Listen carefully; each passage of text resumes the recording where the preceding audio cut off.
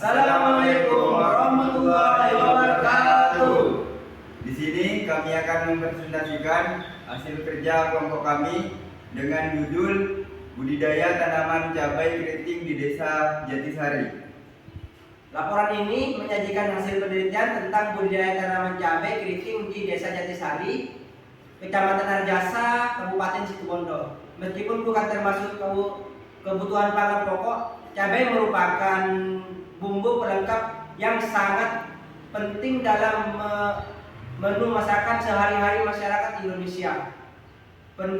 Penelitian ini dilakukan oleh yang pertama Ahmad Mufid, Muhammad Ilham Mustafa, Muhammad Febriadi dari program studi agribisnis Fakultas Pertanian, Sains dan Teknologi Universitas Abdurrahman Saleh Situbondo pada tahun 2025. Latar belakang budidaya tanaman cabai keriting. Komoditas penting. Cabai bukan termasuk kebutuhan pangan pokok, namun berperan sebagai bumbu pelengkap menu masakan sehari-hari yang keberadaannya diperlukan oleh seluruh lapisan masyarakat Indonesia. Produksi tinggi. Berdasarkan data dari BPS dan Dirjen Hortikultura, produksi cabai di Indonesia baik cabai besar maupun cabai rawit termasuk 5 besar paling banyak dibanding dengan produksi sayuran lainnya. Permintaan pasar yang tinggi terhadap komoditas cabai merah keriting menjadikan tanaman ini sebagai salah satu pilihan utama dalam kegiatan budidaya pertanian di Kecamatan Arjasa, Kabupaten Situbondo. Taksonomi dan morfologi cabai keriting. Cabai keriting merupakan tanaman semusim berbentuk perdu tegak dengan batang yang agak berkayu, memiliki banyak percabangan dan mampu tumbuh hingga tinggi sekitar 100 sampai 120 cm. Dengan tuntan itu menyebar selebar 80 sampai 90 cm. Daun tanaman cabai keriting berwarna hijau muda hingga hijau tua, tergantung pada varietas dan umur tanaman. Tanaman cabai keriting termasuk dalam famili Solanaceae yang juga mencakup tanaman seperti kentang, terong, dan tomat. Cabai keriting adalah salah satu varietas cabai konsumsi yang banyak dibudidaya di Indonesia. Dikenal dengan bentuknya yang panjang dan melengkung atau keriting. Syarat tumbuh tanaman cabai. Ketinggian tempat tanaman cabai merah dapat ditanam di daerah dataran tinggi maupun dataran rendah, yaitu lebih dari 250 sampai 1200 mdpl.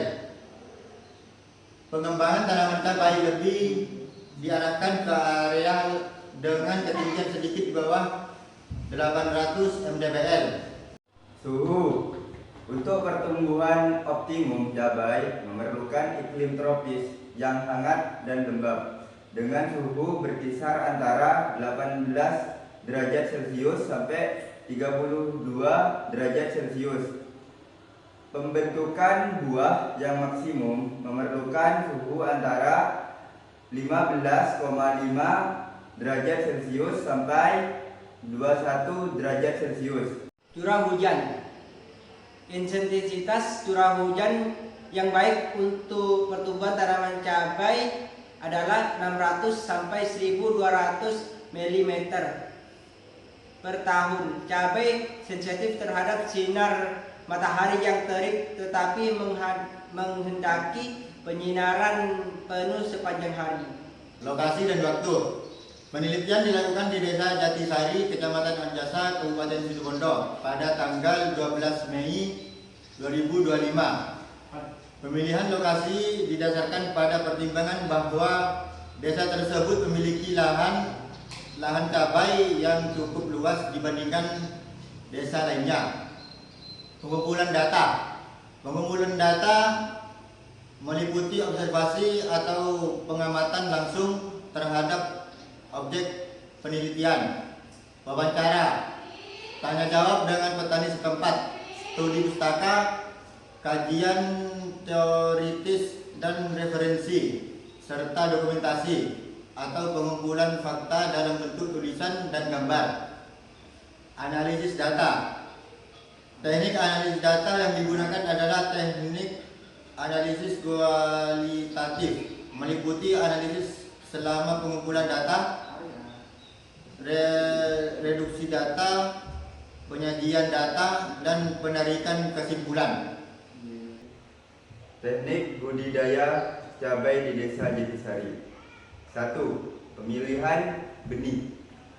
Benih cabai yang baik memiliki sertifikat resmi, jelas varietasnya, berwarna cerah, terbebas dari hama dan penyakit, serta memiliki daya tumbuh minimal 80%. 2. Penyemaian. Benih disemai dalam wadah dengan campuran tanah pasir dan pupuk kandang 1:1.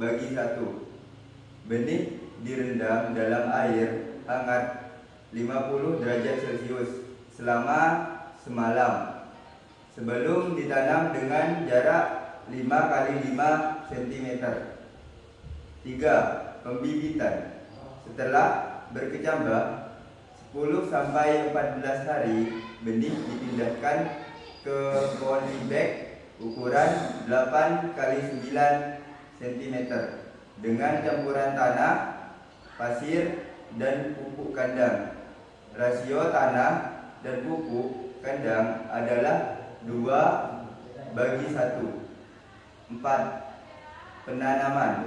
Bibit ditanam di bedengan yang telah dicampur pupuk kandang yang ditutup mulsa plastik. Bibit yang dipilih harus tumbuh segar, berdaun hijau, dan bebas hama. Pemeliharaan dan pengendalian hama. Pemeliharaan tanaman. Yang pertama, penyiraman secukupnya untuk menjaga kelembapan tanah. Yang kedua, pemupukan kimia 7 hari setelah penanaman. Yang ketiga, pemupukan susuran pada umur 30 dan 60 hari setelah tanam. Sekian presentasi dari kelompok kami, kurang lebihnya mohon maaf. Assalamualaikum warahmatullahi wabarakatuh.